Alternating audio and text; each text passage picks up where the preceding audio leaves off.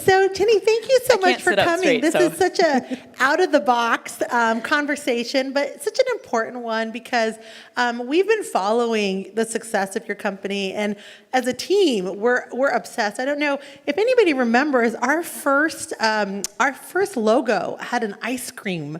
Actually, we use ice cream a lot in our logos and our stickers and so forth. But our first logo, actually, Fed Scoop was the first brand we had an ice cream cone. we're obsessed with ice cream as a company. So we have a lot of ice cream socials in our office. And as soon as Jeni's was opening up in DC, we were like obsessed, and we were counting down the days for the opening, and we've had a lot of field trips at one of her locations here in DC. So we definitely are big fans. But one of the things I was curious about is, obviously, you kind of entered at a time where there were some big old school brands that had been around for a while, maybe a little bit of a sleepy industry.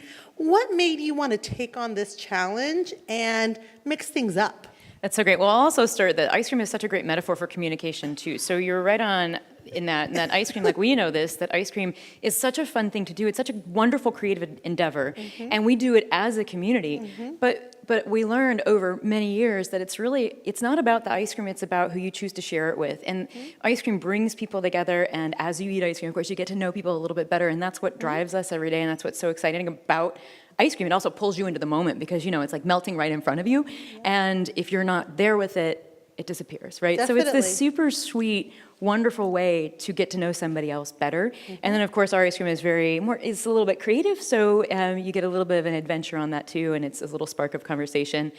But I started, when I was in art school, I started 23 years ago, more than half of my life ago, making ice cream. I dropped out of art school because I realized that all ice cream, even inexpensive vanilla ice cream, is about scent. And scent is a very, it's a wonderful sense, and you can connect with it very much, very emotionally.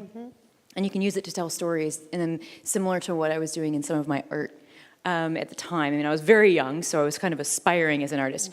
But once I realized that ice cream could be so much better, I knew that, I was very young, so I didn't know anything about business or disruption or any of that, but I knew that, we could set the standard for all of American ice cream. And of course, I think, I was taught to shoot for the moon, which is exactly what we did in those early days. And then we, spent the next several years trying to figure out all of that, basically, rising and falling and, all of that. But 23 years later, here we are. We have a shop in DC, we have a shop in LA, those are the coastal ones, and then peppered throughout America, and an incredible website where we sell our ice creams directly to homes all over America. It's actually our biggest store, and we've had that since 2004.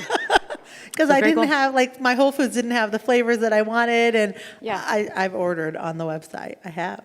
I'm a big fan, Jeni. Yeah. Good. Yes, I know. I recognize your name in our database.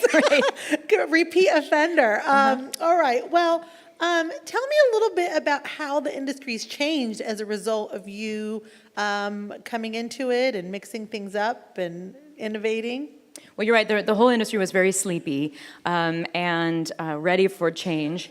And now I would say, I think everybody would say in ice cream that the sort of artisanal craft ice cream is like the only real growing area of ice cream. There's kind of like the light ice creams that come and go over time, the trends that kind of spark up and then burn out. But really this sort of well-made ice cream, and also it's not just about well-made ice cream, it's actually like the most beautiful ice cream experiences that are kind of the trend now. I mean, you can make ice cream with just, when you use fresh ingredients, and that's not an easy thing to do, you create this gorgeous experience. And I think that's become the growing trend in ice cream, and you can see this all over America, both in on the street shops and also in grocery and elsewhere. Awesome. I in preparation for this conversation, I did a little bit of research, and I learned that you have some really fresh and exciting ideas about leadership and building your company, and the culture that you've built is amazing. I've read a lot about that. Tell me a little bit about, from your perspective, how you've approached building this culture and building your company. So I started when I was very young, and I didn't know much about it. And we all kind of start, I guess, where we're at, and then you do what you do what you do today, and what works you keep, and what doesn't work you let go, and you keep growing that way. And that's how I did. I mean, literally from the bottom up. I came from a family that didn't have any money, and when we started, it was just, my entire story is about getting people to help me, and so we built our company this way. I started in an indoor public market that was started in the mid-1800s in Ohio, and then just grew slowly from there. So I learned from our community, built my company with the standards of other merchants at the market, who held me to a high standard, because when you're in a community like that, we all speak for each other and represent each other. But also our customers, who would come by and taste ice creams every day. And I was making ice creams every day in the market for 8 years, boots on the ground, listening to people. Our farmers that we work with and still work with to this day, many of them, and many more. So this whole community, of course, the team of Jeni's behind the counter. And so we kind of realized that, like, when we all work together, we're accountable to each other. And when we respect each other and look at each other in the eye and work together as a community, then we become better. This wonder twin powers. When we all come together, we're bigger than the sum of our parts. And that's been really important in our whole company. Now we're 1,200 people. We operate that way. That's who we are. We operate as a community growing, and that's true of our chocolate producers and makers who are working directly with their chocolate and cocoa growers, or our strawberry growers or blackberry growers or sweet corn, and all just countless produce items that we are getting, or honey. But we're all working together. And we know that also we make better ice creams this way, because when our strawberries are a good example of that, because I used to buy one flat of strawberries in the farmer's market over the 3-week period in a week. And the farmer kind of didn't love that, because I was taking a flat that he was going to sell to his other customers in the market. Now we buy from the same farmer at least one full field, if not now more than that. But he also grows us strawberries that are really particular to what we're doing. So they're tiny strawberries. They have very little water in them, depending on the hopefully, when it's a really rainy season, we get slightly bigger ones, but they're still very juicy. They have a basically 1-day shelf life.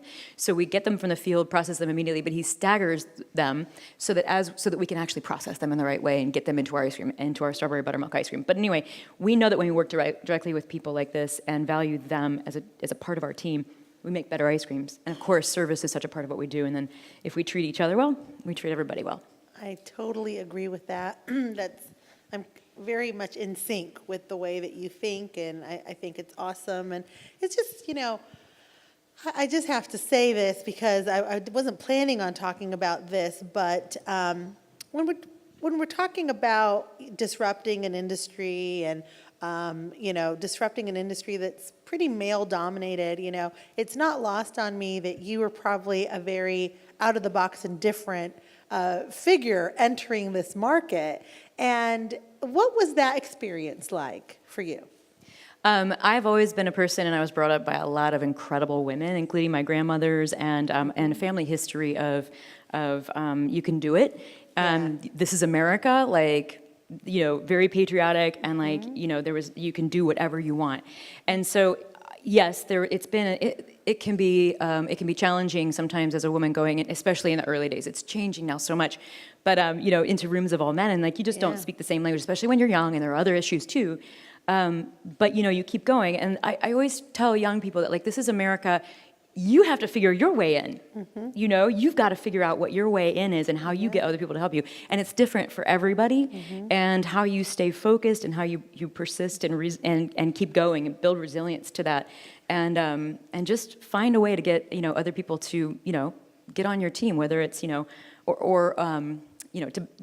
it is, whether you need money or disrupting the sort of industry or whatever. But that's awesome. That's definitely been my experience too, is, I had an idea and I kind of put one foot in front of the other, and I'd always had entrepreneurial ideas, but this one I actually took action on, and everything started to come together as a result. When I entered in this market, there were 2 major companies that had been around for a long time, and they were also male-dominated. Their 2 CEOs were 2 older men, and I was this fresh-faced young lady 10 years ago. It was 10 years ago, guys.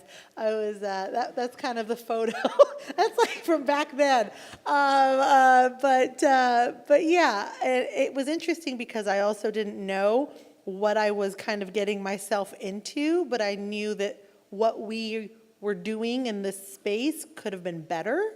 And so I completely understand the mindset. And right now, our two competitors that had been around forever, one of them's kind of almost out of business, and the other is like, we've completely dominated the space. And I think that it's just when you do have goals, and that's one of the things I love about, you know, our community and just in general, you know, the country that we live in, is that if you do have dreams and you have goals and you start taking action, there's really nothing getting in your way. Well, and but yourself. as I travel all the time, I'm on the road almost all the time. Yeah. Like, I mean, I almost every week somewhere else. And in these cities that we're in Atlanta and Charleston and LA and St. Louis and Chicago and Cleveland and Columbus and Nashville and now Charlotte.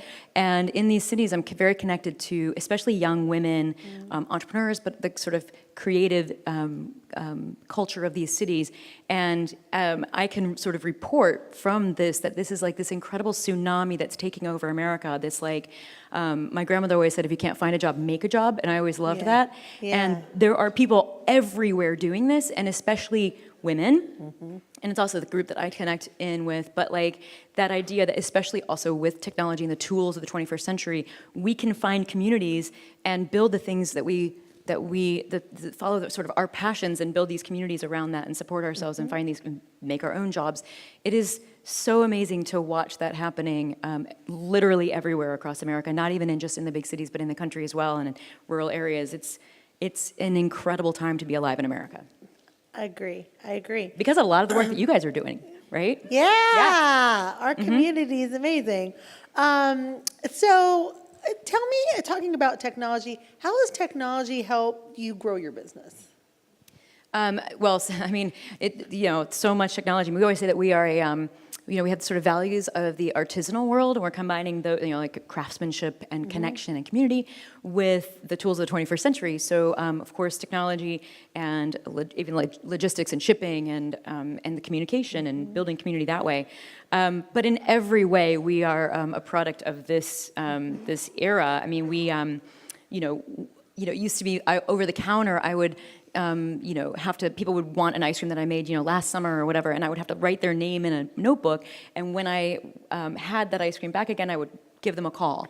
I mean, this was like hundreds of people every season, and then like Twitter came out, right? And it was like, okay, now it's like, now I can think of all of social media as just another counter that I can give great service over and make people feel good and connect people to our company. And in doing that, then also just ship ice cream directly to them. So we make it all very easy to make an order, and we ship it all. Our online store is our biggest store. But then that also is really cool because it enables us to figure out where our pockets of fans are. And so that's where we open stores. So we know where people have already heard about our ice creams, where they're getting our ice creams. And that's why we're in DC. That's why we are in every city that we're in. Many, many other things. I mean, even things like what flavors are doing well each year. I love looking at how things sold and like really diving into those numbers so that we know what to make next year, and then putting out new stuff too, so people have new things to react to, and then listening very carefully to that. I really think that our company could only exist right now in the way that we make our ice creams.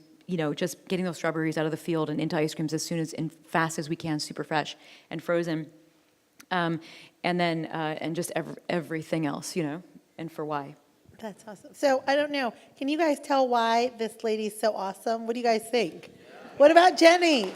Give it up for her.